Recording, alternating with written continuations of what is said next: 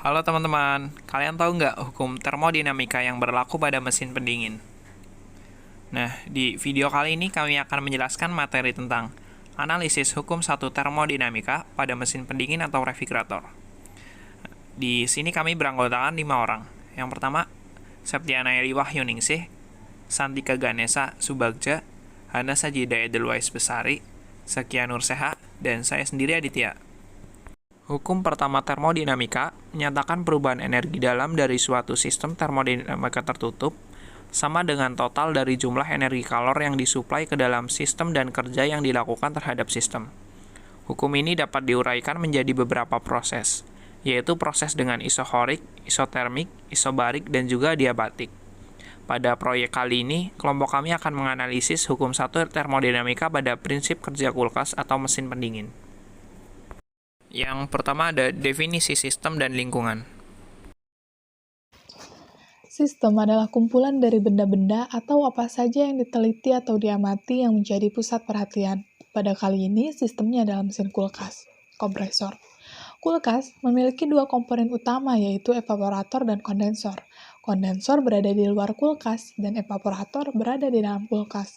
Ia juga memiliki kompresor yang menggunakan listrik untuk mengonversi refrigen atau pendingin berbentuk gas sehingga meningkatkan suhu dan tekanan refrigen.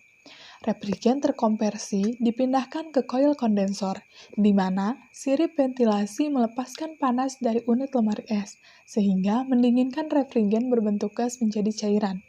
Refrigen cair bergerak dari koil kondensor di luar ke koil evaporator di dalam kabin lemari es. Begitu berada di dalam koil evaporator, refrigen cair menyerap panas udara di kabin lemari es dan kembali ke bentuk gas. Karena panas terserap, udara di dalam kabin lemari es menjadi dingin. Refrigen berbentuk gas kemudian kembali ke kompresor untuk memulai proses dari awal lagi.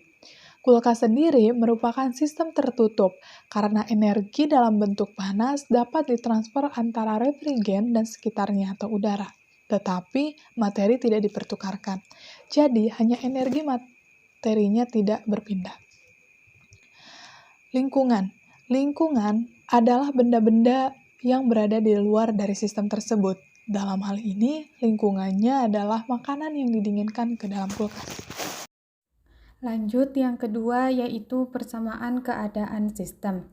Persamaan keadaan adalah persamaan yang menyatakan hubungan antara state variable yang menggambarkan keadaan dari suatu sistem pada kondisi fisik tertentu. State variable adalah sifat dari sistem yang hanya tergantung pada keadaan sistem saat ini, bukan pada jalannya proses. Persamaan keadaan umum yang kita miliki yaitu yang pertama proses isotermik. Proses isotermik adalah proses termodinamika yang terjadi pada suhu gas tetap. Artinya tidak ada perubahan suhu. Maka akan berlaku hukum Boyle yang berbunyi jika pada wadah tertutup suhu gas dijaga konstan, maka tekanan dari gas akan berbanding terbalik dengan volumenya. Artinya, ketika suhu gas tetap, volume gas meningkat, maka tekanannya akan menurun dan sebaliknya. Secara matematis, kita tuliskan persamaannya sebagai P1 dikali V1 sama dengan P2 dikali dengan V2. Proses yang kedua yaitu proses isobarik. Proses isobarik adalah proses termodinamika yang terjadi pada tekanan gas tetap. Pada wadah tertutup, tekanan gas tetap, maka akan berlaku hukum yang disebut sebagai hukum Charles, yang berbunyi volume pada gas itu berbanding lurus dengan suhu. Secara matematika dapat dituliskan sebagai V1 dibagi T1 sama dengan V2 dibagi dengan T2.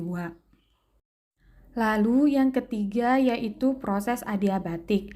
Proses adiabatik adalah proses termodinamika di mana tidak ada kalor yang masuk atau keluar pada sistem. Jika dituliskan sebagai matematika, maka nilai Q sama dengan 0. Artinya tidak ada kalor yang masuk atau keluar. Dan yang terakhir yaitu proses isohorik. Proses isohorik adalah proses termodinamika yang terjadi pada volume gas tetap atau berlaku hukum Gay-Lussac.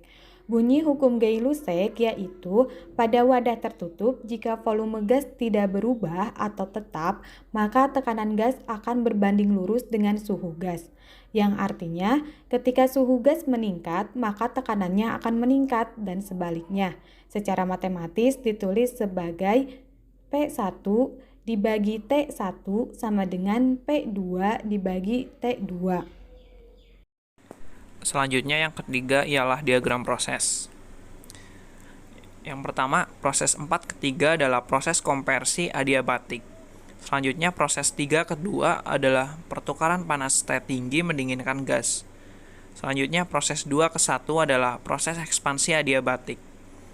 Yang terakhir, proses 1 ke 4 adalah proses pertukaran panas T rendah menghangatkan gas dan mendinginkan lemari es. Proses perubahan bentuk energi dan perpindahan energi pada mesin pendingin tampak seperti gambar berikut. Mesin melakukan kerja W untuk mengambil kalor dari tempat bersuhu rendah, QL, dan membuang kalor tersebut ke tempat bersuhu tinggi, QH. Berdasarkan kekekalan energi, bisa disimpulkan bahwa QL plus W sama dengan QH. Untuk memudahkan pembahasan, maka mesin pendingin dikelompokkan atas 3 bagian utama seperti diilustrasikan pada gambar berikut. Yang pertama, ruang tempat menyimpan makanan, yaitu tempat dengan suhu rendah dinyatakan sebagai reservoir bersuhu rendah. Yang kedua, udara di tempat pembuangan panas, atau biasanya di belakang kulkas, dinyatakan sebagai reservoir bersuhu tinggi. Yang ketiga, mesin yang dimiliki kulkas disimbolkan dengan bentuk lingkaran. Proses dalam satu siklus tersebut adalah sebagai berikut. Kalor yang berasal dari ruang dalam kulkas atau reservoir bersuhu rendah, Q1 disedot oleh mesin. Lalu kalor Q2 dibuat keluar dari kulkas.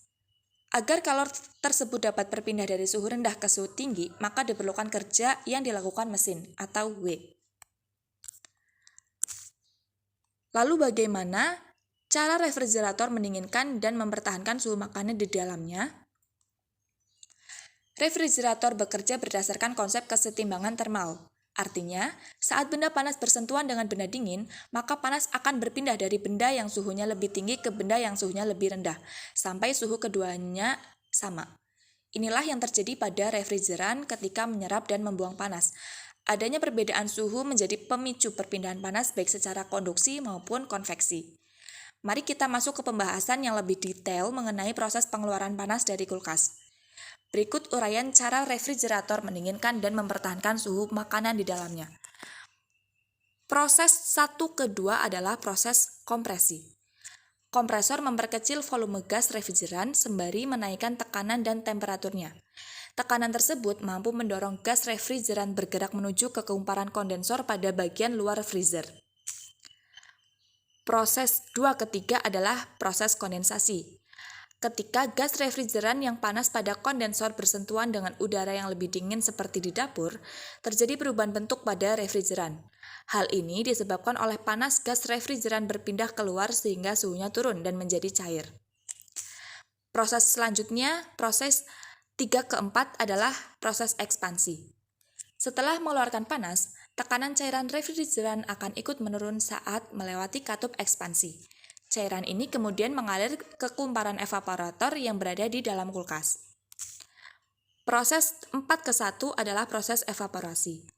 Di evaporator, cairan refrigeran berperan untuk menyerap panas sehingga isi kulkas menjadi sejuk.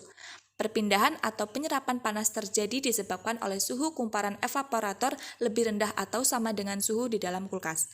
Ingat, panas bergerak saat ada perbedaan temperatur. Lalu setelah menyerap panas, suhu cairan refrigeran naik sehingga perubahan fase dari cair menjadi gas.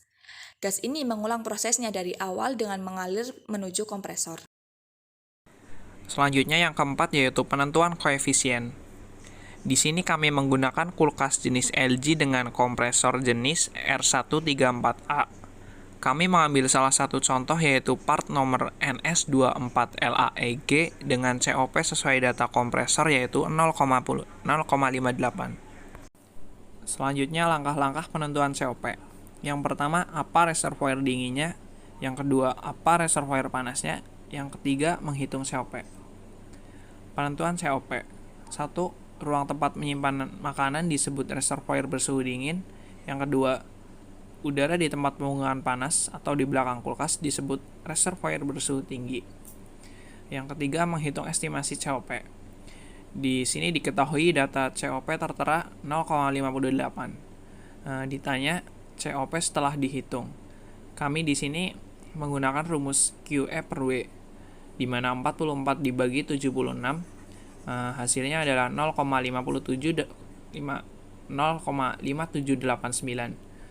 Hasil ini dibulatkan menjadi 0,58. Jadi COP yang tertera pada data kompresor sesuai dengan perhitungan COP oleh kelompok kami, tidak lebih besar maupun lebih kecil. Sekian dari pemaparan materi video kali ini. Mohon maaf apabila ada salah kata. Terima kasih.